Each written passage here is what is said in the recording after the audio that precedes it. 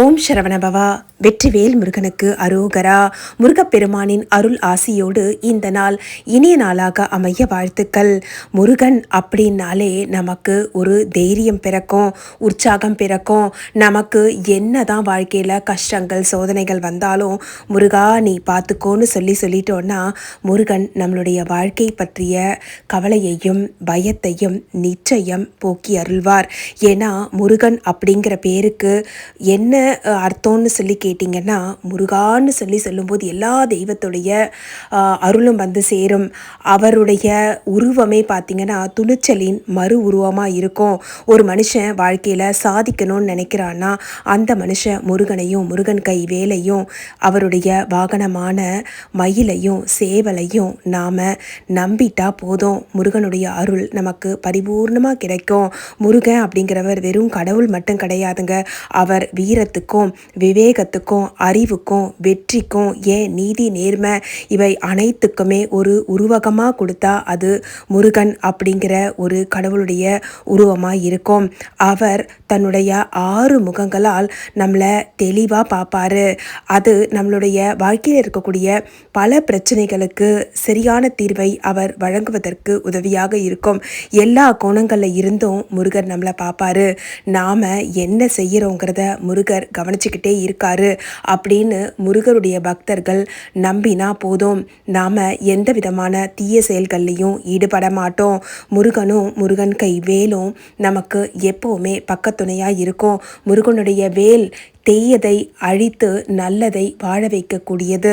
வெற்றிவேல் வீரவேல் அப்படிங்கிற அந்த ஒரு தாரக மந்திரத்தை நாம் எப்போவுமே வச்சுக்கணும். ஏன்னா வாழ்க்கையில் வெற்றி பெறுவதற்கும் நாம் எந்த ஒரு விஷயத்துலையுமே வீரமாக செயல்படுவதற்கும் முருகன் கைவேல் எப்போதும் நமக்கு துணையாக இருக்கும். முருகனுடைய வேல் சாதாரண வேல் கிடையாதுங்க. அந்த முருகனுடைய வேல் ஆயுதம் மட்டுமும் கிடையாது, அது அறிவினுடைய அடையாளம்.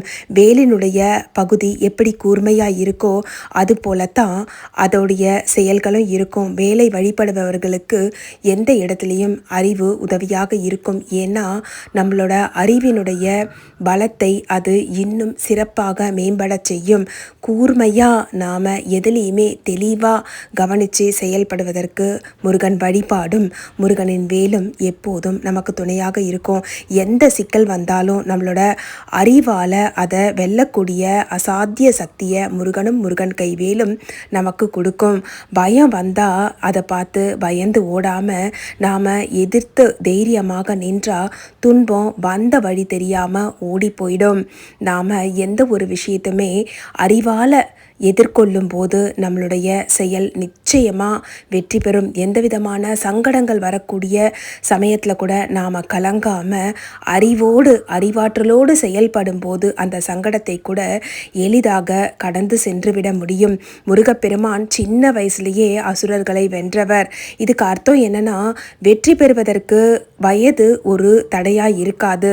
நாம் எந்த ஒரு வயதில் இருந்தாலும் சரி, முருகனை நம்புறவங்க சின்ன குழந்தையாக இருந்தாலும் தன்னுடைய செயலில் ஒரு தைரியத்தையும் அதில் ஒரு திடமான நம்பிக்கையையும் அதுக்கும் மேலே தன்னம்பிக்கையையும் கொண்டு வளரக்கூடிய வல்லமையை முருகப்பெருமான் தந்துடுவார்.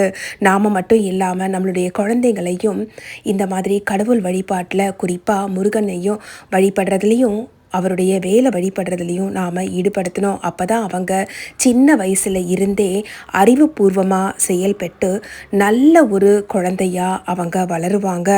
அறிவும் அன்பும் ஆற்றலும் இந்த 3ஐயும் நமக்கு அருளக்கூடிய முருகப்பெருமான் நம்மளுடைய சந்ததிகளுக்கும் அதை அருளி அவர்களை நல்ல வழியில் வழி நடத்துவார். முருகப்பெருமானுடைய 6 திருமுகங்கள் நமக்கு எல்லா விதமான சகல சௌபாகியங்களையும் வழங்கும். வாழ்க்கையோட 6 பாடங்களையும் முருகனின் 6 திருமுகங்கள் கற்றுக் கொடுக்கும். முதல் என்னன்னு பார்த்திங்கன்னா தைரியம். நாம் எந்த ஒரு பிரச்சனையை எப்படி பார்த்தாலும் நேருக்கு நேராக சந்திக்கக்கூடிய தைரியத்தை முருகனுடைய அருள் தந்துதவும். 2வதாக அறிவு. உண்மையான தீர்வை நாம் அறிந்து செயல்படுவதற்கான அறிவை முருகனின் அருள் எப்போதும் நமக்கு வழங்கும். அன்பு எல்லோரையும் சமமாக நேசிக்கக்கூடிய அன்பை முருகனுடைய அருள் நமக்கு தந்து அருளும். ஒழுக்கம் வாழ்க்கையில் எது சம்பாதிக்கிறோமோ இல்லையோங்க, ஒழுக்கத்தை நாம் கடைபிடிக்கணும். ஒழுக்கத்தோடு நல்ல நெறியோடு வளரக்கூடிய நாமளும் சரி, நம்மளுடைய சந்ததிகளும் சரி, நாட்டுக்கு ஒரு நல்ல பிரஜையாக இருந்து இந்த நாட்டை மேம்படுத்துவதற்கும் முருகனின் அருள் நமக்கு துணையாக இருக்கும். நம்பிக்கை எப்பவுமே முருகன் மேலேயும் சரி, நாம் செய்யக்கூடிய செயல் மேலேயும் சரி நம்பிக்கை வச்சா போதும். நம்மளுடைய கனவுகள் அனைத்தையும் நிறைவேற்றுவதற்கு முருகன் கருணை நமக்கு பக்கபலமாக இருக்கும். கடைசியாக ஆறாவதா வெற்றி. கடைசி வரைக்கும் போராடணுங்க. வெற்றி கிடைக்கிற வரைக்கும் முருகன் அருள் இருக்குது, எனக்கு இந்த விஷயத்தில் வெற்றி கிடைக்கும்னு சொல்லி நாம் வெற்றி பெறுவதற்கு முருகனுடைய அருள் எப்போதும் நமக்கு துணையாக இருக்கும். எந்த ஒரு சூழ்நிலையிலையும் நாம் எந்த ஒரு சந்தேகத்தையும் முருகன் கிட்ட கொண்டு வந்துடக்கூடாது. சோர்வு வந்தாலும் சரி, சங்கடம் வந்தாலும் சரி, சந்தோஷம் வந்தாலும் சரி, எல்லாத்துக்கும் ஏன் முருகன் தான் காரணம். சோர்வாக இருக்கிற எனக்கு முருகன் தெம்ப கொடுப்பாரு, சந்தோஷமாக இருக்கிற எனக்கு சங்கடம் வராமல் பார்த்துக்குவாரு, சங்கடமாக இருக்கிற எனக்கு சந்தோஷத்தை என் முருகன் நிச்சயமாக கொடுப்பாரு அப்படின்னு சொல்லி எந்த ஒரு மனநிலை இருந்தாலும் முருகனுடைய அருள் நம்மளோட இருக்கிற வரைக்கும் நமக்கு எந்த கஷ்டமும் வராதுன்னு சொல்லி முருகனை பரிபூர்ணமாக சரணாகதி செஞ்சு முருகனை வணங்கக்கூடிய பக்தர்களுக்கு எந்த சூழ்நிலையிலையும் எந்த சங்கடமும் நம்மளை ஆட்கொள்ளாது. முருகன் அருள் உடன் இருந்து நம்மை காக்கும் என்பதில் சிறிதளவும் ஐயமில்லை.